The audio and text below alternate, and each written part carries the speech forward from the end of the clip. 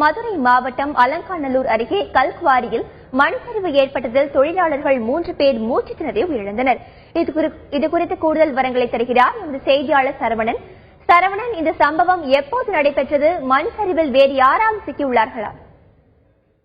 மதுரை மாவட்டம் அலங்காநல்லூர் அருகே உள்ள கொண்டையம்பட்டியில தனியாருக்கு சொந்தமான ஒரு கல்குவாரி இருக்கிறது. இந்த கல்குவாரி பாத்தீங்கன்னாக்கோ சேகர் என்பவர், சக்தி மகள் சேகர் என்பவர் நடத்தி வருகிறார்.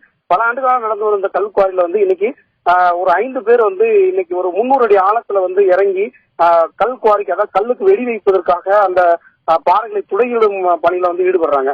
அப்படி ஈடுபடும் போது கிட்டத்தட்ட ஏறத்தாழ ஒரு 300 அடி உயரத்தில் இருக்கக்கூடிய மண் சரிவு, அதாவது மலையில் இருக்கக்கூடிய மண், மலைப்பகுதி, அந்த மலையில் இருக்க மண் மற்றும் கல் சரிந்து 300 அடி பள்ளத்தில் இருந்த இவர்கள் மீது விழுகிறது.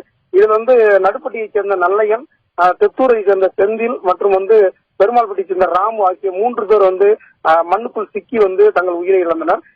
கொண்டையம்பட்டியைச் சேர்ந்த சுதர்சன் என்பவர் ஒரு இளைஞர் மட்டும் படுகாயத்துடன் மீட்கப்பட்டு அவர் அரசு தலைமை மருத்துவமனை மதுரைக்கு அனுமதிக்கப்பட்டிருக்கிறாரு.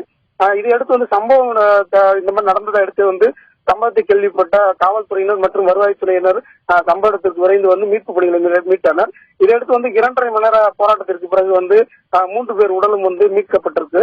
இதுல வருவாய்த்துறையினர் மற்றும் தீயணைப்பு துறையினர் மற்றும் பக்லைன் இயந்திரங்களை கொண்டு தோண்டப்பட்டது. இதுல பாத்தீங்கன்னாக்கா 3 பேர் உடல்களையும் அடுத்தடுத்து கிட்டத்தட்ட 2.5 மணி நேரங்களுக்கு மேலாக போராடி இந்த 3 பேர் உடலை மீட்டனர்.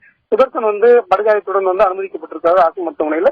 இந்த கைப்பற்றப்பட்ட 3 உடல்களும் தற்போது அரசு தலைமை மருத்துவமனைக்கு மதுரைக்கு பிரேத பரிசோதனைக்காக அனுப்பி வைக்கப்பட்டிருக்குது.